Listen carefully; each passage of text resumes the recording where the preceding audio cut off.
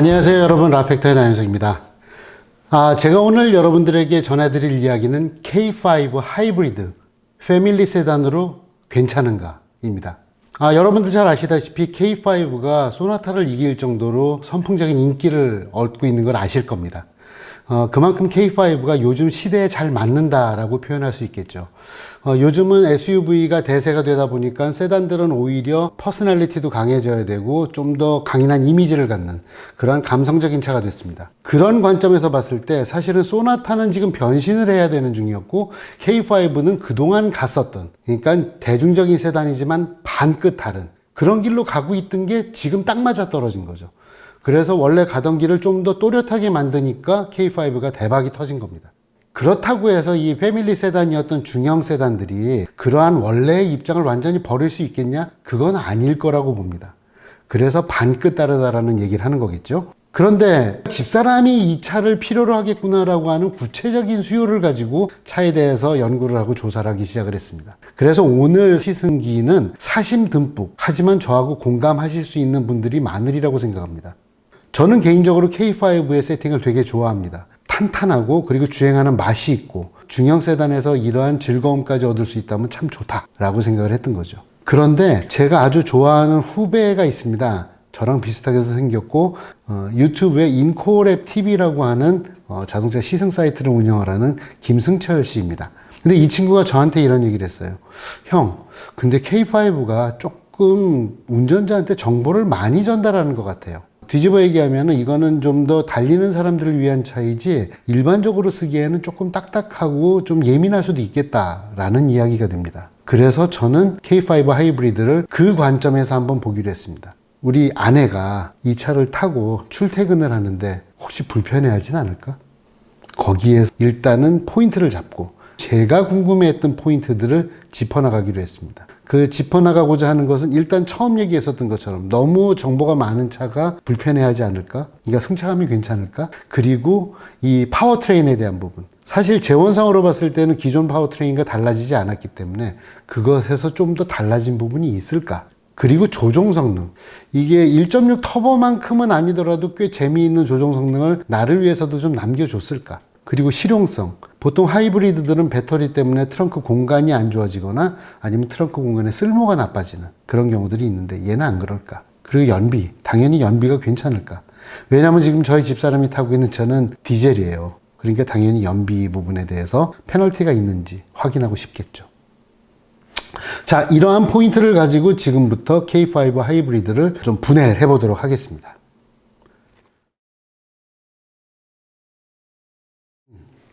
첫 번째, 승차감입니다. K5는 잘 아시다시피 소나타에서 첫 선을 보였었던 3세대 플랫폼을 사용합니다.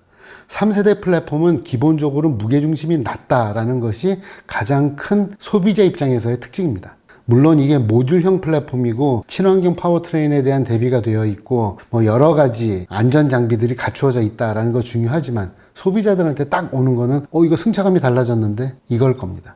1.6 터보로 시승을 하면서 느꼈던 게 뭐냐면은 바퀴가 구르는 구름의 질감은 대단히 매끄러운데 서스펜션은 꽤 탄탄하다. 그래서 제가 이 차를 아내한테 태워보기로 했어요.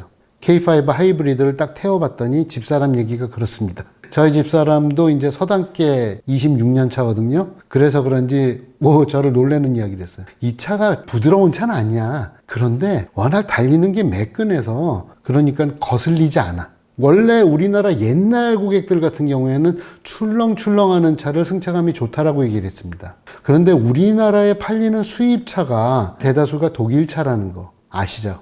그러니까 독일차의 서스펜션을 우리나라 사람들이 괜찮다, 승차감이 좋다라고 하는 억셉턴스가 좋은 거예요. 그건 뭐냐면은 일단 주행 안정성이 느껴져서 차가 흔들거리지 않아야 된다는 거, 그리고 주행을 할 때 어느 정도 탄탄한 느낌은 승차감에 대해서 나쁜 영향을 주지 않는다. 그런 면에서 봤을 때는 K5가 가는 방향이 유럽차하고 많이 다르지 않습니다. 물론 진득한 느낌이라든지 이런 부분에 있어서는 약간 아직은 차이가 있어요. 하지만 그래도 K5는 그쪽 계열에 가깝다. 미국 차는 아니다.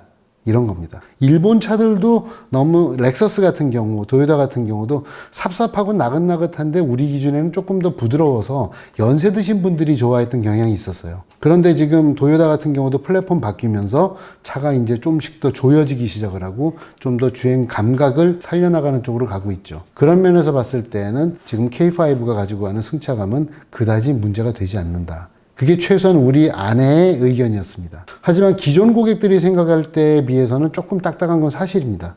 하지만 그게 커다란 걸림돌이 되진 않는 것 같다라는 것을 이번에 확인할 수 있었습니다.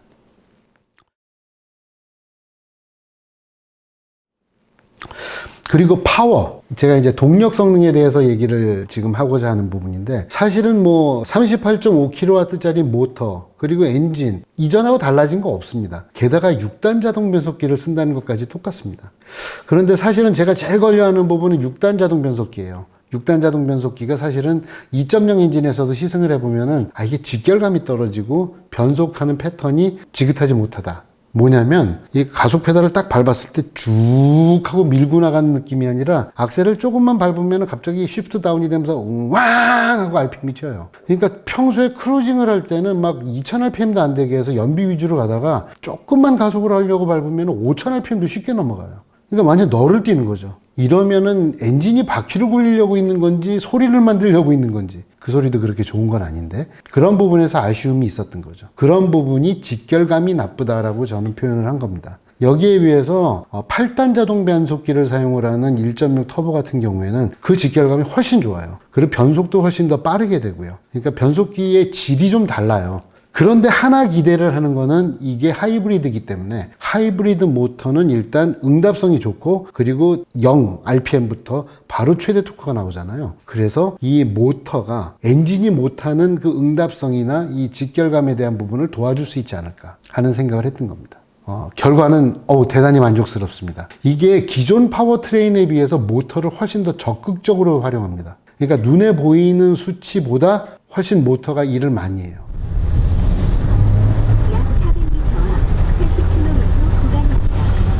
정말 K5 하이브리드에서 마음에 드는 거는 이 모터의 확실한 개입입니다. 모터가 이 악셀 초기 반응을 쭉쭉 키워주기 때문에 느낌이 진짜 배기량이 큰 자연흡기 엔진 같은 그런 느낌을 줍니다. 그리고 토크가 충분히 나오기 때문에 변속기가 굳이 저단으로 변속이 돼서 RPM이 튀는 일이 확실히 적어집니다. 그리고 토크가 받아주기 때문에 가속이 잘 되니까 악셀을 밟는 양도 줄어듭니다. 그래서 차가 잘한 건지 운전자가 좀 봐준 건지 어쨌든 간에 제가 2.0 모델에서 탔었을 때 느꼈던 그 변속기의 직결감의 아쉬움은 확실히 많이 해소가 됩니다. 물론 이제 좀 더 본격적으로 달리려고 이제 스포츠 드라이빙을 하잖아요. 그때 되면은 이제 모터도 사실은 저회전 쪽에 많이 붙어 있으니까 모터가 고회전 영역에서는 그다지 많이 도움이 되지 않거든요. 거기에서는 이제 모터도 미천이 바닥이 나고 엔진도 원래 그 엔진이고, 그러니까 변속기가 막 이제 조금씩 허둥대기 시작을 해요. 하지만 거기까지 가는 과정, 저속에서부터 중속력을 넘어갈 때까지의 과정은 2.0 모델에 비해서 훨씬 낫습니다. 모터가 아주 많은 일을 합니다. 그리고 또 한 가지 기특한 것은 스포츠 모드였습니다. 특히 여기서 보시면은 스포츠 모드를 딱 놓게 되면은 엔진 부스트, 그러니까 모터의 부스트가 평소에도 쭉쭉 커져요.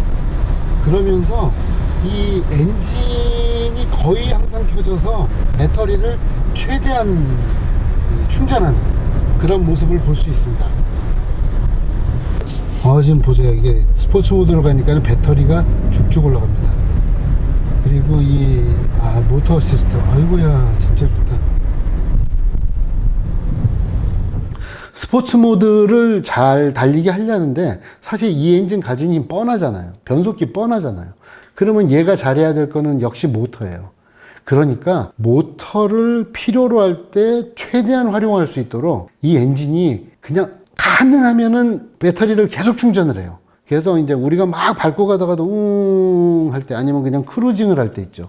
그때 보면은 엔진이 바퀴도 굴리고 있으면서 열심히 배터리도 충전을 하고 있어요. 그래서 배터리 잔량이 잘 떨어지지 않습니다. 그렇기 때문에 와인딩을 달리면서도 배터리가 바닥이 나서 이거 스포츠 모드인데 별 게 없네 라고 하는 상황을 거의 겪지 않았습니다. 저는 그 부분이 대단히 기특했어요. 그리고 요거는 여담인데 이 차 센터 콘솔에 보면은 별 특별한 버튼이 없어요. EV 모드 버튼 없습니다. 제가 참 좋은 거가 뭐냐면은 이 차가 하이브리드이긴 하지만, 그래서 하이브리드가 뭐 특별해? 아니야. 하이브리드도 이제는 그냥 보편적으로 아무나 살 수 있는 그냥 어렵지 않은 차야. 그러한 이미지를 줍니다. 특별하게 조작 버튼에서 하이브리드이기 때문에 다른 기능을 갖는 거 없습니다. 뭐 EV 모드 버튼 이런 거 없습니다. 그런데 이 하이브리드 모델이 뭐 계기반이나 스위치 패널 같은데 뭐 특별한 장식이 거의 없어요. 계기반에서도 보면은 그냥 그 에너지 모니터 있잖아요. 이게 바퀴를 굴리는지 충전을 하는지 엔진을 굴리는지 뭐 이런 거에 대한 이야기 그 간단하게 하나 더 있어요. 그리고 뭐 이제 뭐 잎사귀 나오는 그림 모니터 이런 거 없습니다. 그리고 EV 모드 버튼도 없어요. 그건 뭐냐면은 주행하는데 EV 모드로 달릴만 하면은 얘가 EV 모드로 충분히 최대한 달려줍니다. 하지만 운전자가 그걸 선택을 따로 하거나, 그러니까 이런 복잡한 거 싫어하는 거예요. 그러니까 이거는 하이브리드 파워트레인이 그냥 일반 파워트레인하고 똑같이 소비자한테 특별한 부담을 주지 않는 그런 시스템이 됐다라는 것을 볼 수 있었습니다. 그래서 파워트레인은 하이브리드 파워트레인이 소렌토에 실린 것 같은 신형 파워트레인도 아닌데 그래도 일을 꽤 잘한다, 많이 성숙되었구나 라는 것을 느낄 수 있어서 기분이 좋았습니다.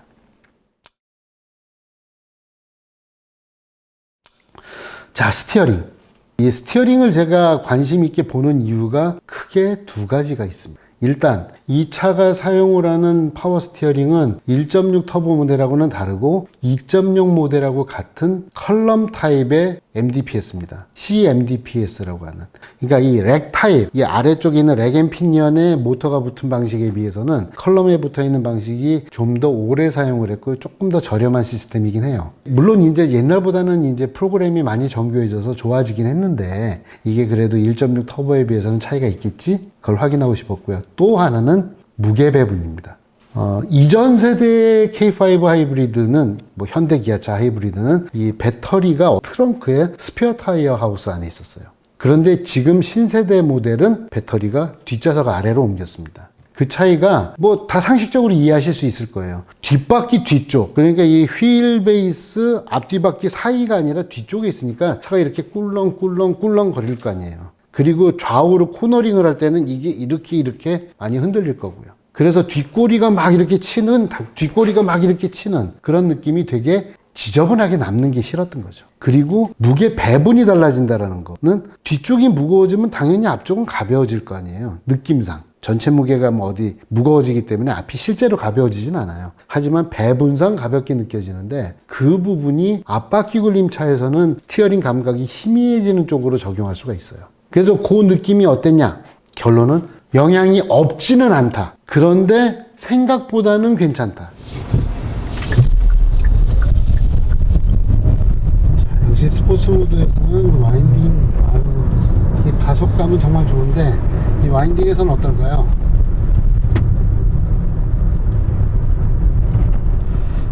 네, 스티어링이 감각이 그다지 좋진 않아서 이 앞바퀴 쪽이 좀 아쉽긴 합니다. 하지만 특이한 게 하나 있어요. 이 차가 뒷서스펜션이 좀 단단하다 그랬잖아요. 그것을 주행을 할 때 활용을 할 수 있는 방법이 있습니다. 자, 여기서 보실게요. 자, 코너에 들어갑니다. 그래서 살짝 쓱 하고 쓱 들어가면은 차가 처음엔 언더스티어가 나는 것 같아요.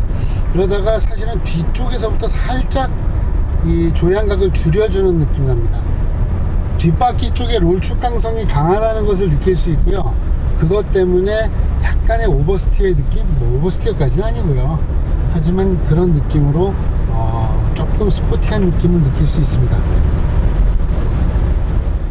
이게 뭐냐면 1.6 터보의 RMDPS를 탈 때는 딱 보면은 대단히 이게 뭐라 그럴까 선형적이다. 그러니까 내가 돌린 만큼 따라 돌고 손으로 오는 피드백이 꽤 괜찮았어요. 근데 하이브리드 모델의 경우에는 좀 헐렁헐렁해요. 조금 이게 너무 가볍다는 느낌이 들기도 하고, 그리고 이게 센터필이라고 하거든요. 직진을 하고 있는데 이게 바퀴가 딱 붙어서 안정적으로 가는 느낌, 그게 좀 약해요. 그러니까 전반적으로 피드백이 좀 약한 편이에요. 하지만 최소한 돌림만큼 차가 돌아가려고 하는 선형성은 크게 떨어지지 않았다. 물론 영향받습니다. 딱 돌렸을 때 앞바퀴가 꾹 물고서 휙 하고 빨려 들어가는 느낌은 둔합니다. 많이 둔하진 않은데 확실히 요 카빙 스키가 이렇게 딱 눈을 파고서 이렇게 돌아가는 느낌 덜합니다. 그 대신에 하나 좋은 건 있어요. 원래 앞바퀴 굴림차는 보통 앞에가 7대 3, 뭐 65대 35 이 정도거든요. 그런데 뒤가 조금 무거워지니까 오히려 코너링을 하고 있는 도중에 느낌은 더 좋아요. 돌기 시작을 하면 두 바퀴가 같이, 두 차축이 앞뒤 바퀴가 같이 궤적을 좀 더 능동적으로 밟고 가려고 한다. 그래서 앞은 가고 뒤는 딸려오는 느낌은 아니에요. 그래서 긴 코너를 돌 때의 느낌은 나쁘지 않습니다. 그리고 서스펜션도 충분히 탄탄한 편이기 때문에 돌면서 뭐 이런 스웨이 모션이 오는 거 이런 것도 별로 없습니다. 그래서 코너링은 시작은 조금 둔하나 코너링 중가운데서의 느낌은 괜찮다. 그리고 코너에서 탈출할 때는 이제 또 악셀을 쑥 주면은 모터가 그때 욱 하기 때문에 꽤 박력 있게 탈출한다. 그렇다고 끝까지 밟으면은 뭐 더 나오는 거 많지 않아요.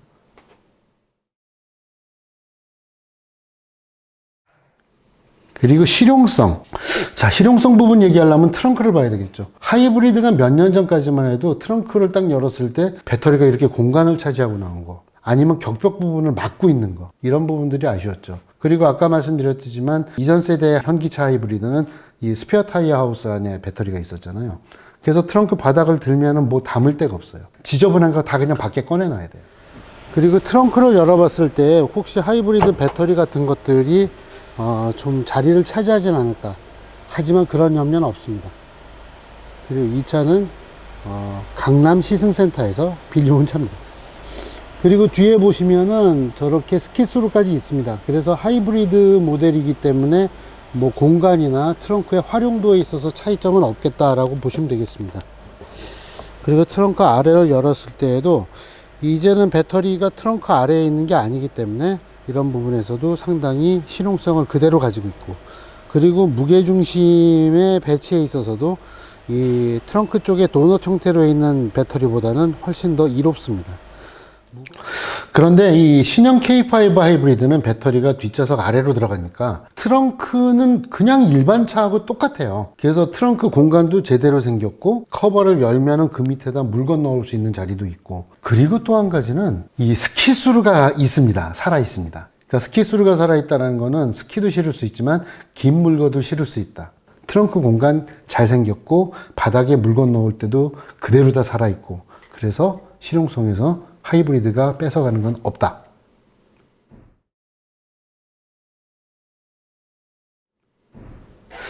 그리고 마지막으로 하이브리드에서 제일 중요하게 생각하는 건 아무래도 연비잖아요. 연비가 그래도 최소한 18km 정도는 꾸준히 나와요. 그리고 아까 말씀드렸다시피 모터를 아주 적극적으로 활용을 하기 때문에 처음에 출발할 때 가속할 때 가속 페달을 밟는 양이 확실하게 일반 가솔린 모델보다 줍니다. 하이브리드가 이전보다 연비는 잃어버리는 거 없는데 확실히 재미 부분은 늘었고 실용성도 좋아졌다.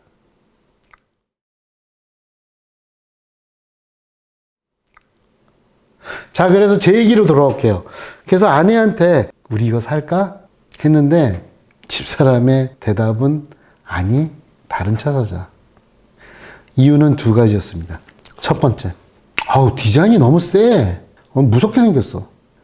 그러니까 K5가 남성적이고 다이나믹하다라는 게 되게 심플하고 이해하기 쉬운, 한 방에 빵 하고 다가오는 강한 이미지를 가진 건 좋은데 아마 여성층한테는 조금 격하게 받아들여질 수 있는 부분이 있겠구나. 이제 소나타, 그러니까 현대차 같은 경우에는 중성적이거나 살짝 여성적인 느낌, 조금 더 우아한 쪽으로 가는, 그거라면은 기아차들은 뭐 K7처럼 아저씨 같은 차도 있고 K3처럼 조금 더 청년 같은 차도 있지만 기본적으로 남성적이에요. 저희가 성차별이라고 또 얘기하지 마세요. 하여튼 그런 느낌이 있습니다. 그리고 두 번째 이유, 집사람 보고 제가 드라이브 와이즈 반자율 주행도 써봐라, 이것도 해봐라, 뭐 야 이건 카메라가 여기도 보여준다, 뭐 해보라 그랬더니 집사람이 여보 나 이거 너무 복잡해. 이거는 이 중장년층 이상 아니면 기계에 대한 그 감수성이 높지 않은 일반 고객층한테는 사실은 되게 중요한, 이런 고객들을 어떻게 신기술로 끌어들일까? 이거는 자동차 제작사에서는 되게 고민해야 될 부분이에요. 아이콘 예쁘게 만들고 스위치 숫자 줄이고 화면 안에 다 집어넣는 거. 그거 메뉴 찾는 것도 솔직히 어려워하더라고요. 기능이 많아지는 미래차는 고객들하고 소통을 어떻게 잘할 것인가? HMI, 휴먼 머신 인터페이스에 대한 고민을 더 많이 해야 된다는 겁니다. 어쨌든지 간에 어떤 식으로 해서 소비자들한테 신기술들을 편하게 쓰게끔 만들 수 있을까? HMI가 더 직관적이어야 하겠다.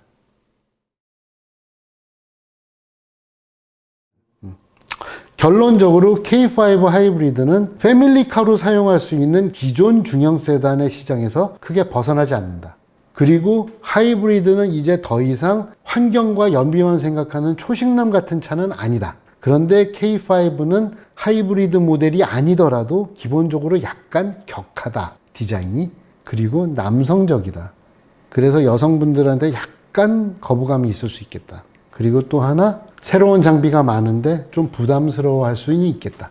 어떻게 편하게 조작하게 만들어줄까? 자, 검증된 것과 새로운 숙제가 나왔습니다. 지금까지 라펙터의 나윤석이었습니다.